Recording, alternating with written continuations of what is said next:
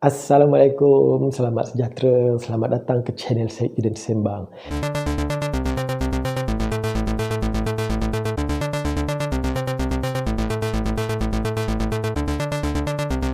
Hari ini kita akan masuk ke dalam tajuk yang baru dalam subjek sains tahun 3, iaitu tajuk teknologi pembiakan tumbuh-tumbuhan yang kita boleh rujuk dalam buku teks pada muka surat 77.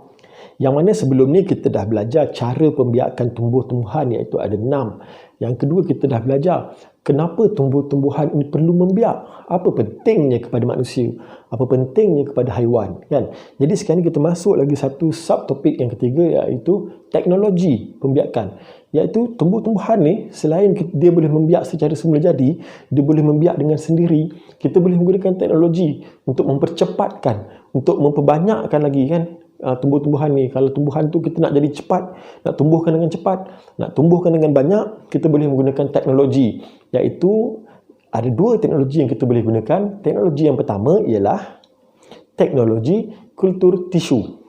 Teknologi kultur tisu boleh menghasilkan pokok baharu daripada tisu pokok yang diletakkan dalam nutrien. Contohnya ialah pokok pisang dan pokok orkid. Okey, contoh dia, kita mengambil sampel daripada pokok pisang dan pokok orkid, kita masukkan ke dalam nutrien dan letakkan di dalam satu bekas. Kemudian dalam bekas tu nanti akan tumbuhnya anak pokok yang baru. Ini kita dapat tunjuk sama dalam contoh buku teks dan juga beberapa gambar ataupun video yang ada di internet yang kita boleh Google menjadikan rujukan yang lebih. Kaedah yang kedua ialah melalui kaedah TUT. Apa itu kaedah TUT? Kaedah TUT ialah dapat menambahkan bilangan pokok buah-buahan tanpa melalui proses menanam biji benih. Contohnya ialah pokok mangga dan limau kasturi. Okey, kaedah TUT ni sebenarnya adalah kaedah di mana kita melakukan penanaman di dahan pokok. Contoh, kita ambil pisau, kemudian kita potong sedikit, kita toreh sedikit di bahagian dahan pokok. Kemudian kita ambil tanah, kita gumpalkan tanah pada bahagian batang pokok yang kita telah toreh tadi. Kita ikat tanah itu menggunakan plastik. Selepas beberapa minggu, jadi kita boleh potong bahagian itu dan tanam di bawah tanah, di dalam tanah. Tumbuhlah satu pokok baru menggunakan dahan yang telah kita gunakan kaedah TUT tadi. Jadi melalui kaedah-kaedah TUT ni, kaedah TUT dan juga kultur tisu ni, sebenarnya banyak tumbuhan yang dapat kita biakkan, seperti mana yang akan saya tunjukkan selepas ini.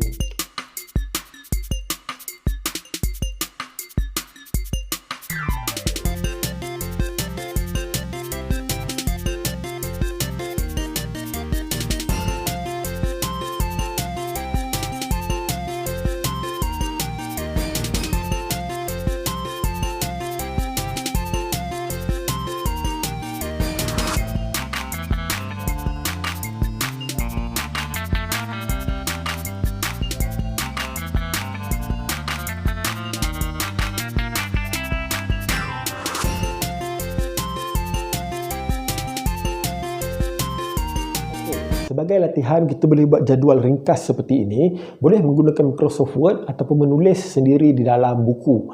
Okey, ruangan sebelah dia adalah kaedah, iaitu kultur tisu dan juga TUT.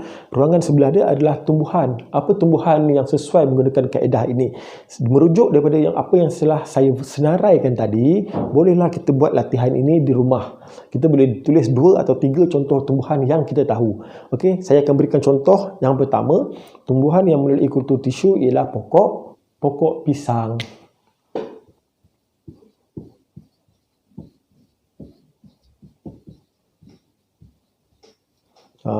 Minta maaflah tulisan tak berapa nak okey, jauh.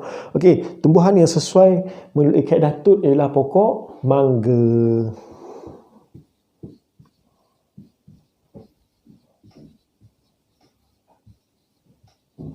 Okey, jadi melalui sebenarnya banyak lagi tumbuhan-tumbuhan yang saya dah tunjuk sebelum ni. Jadi murid-murid boleh menggunakan jawapan-jawapan yang lain. Jadi semoga berjaya, semoga bermanfaat. Kita jumpa lagi untuk video akan datang. Assalamualaikum. Terima kasih. Bye-bye.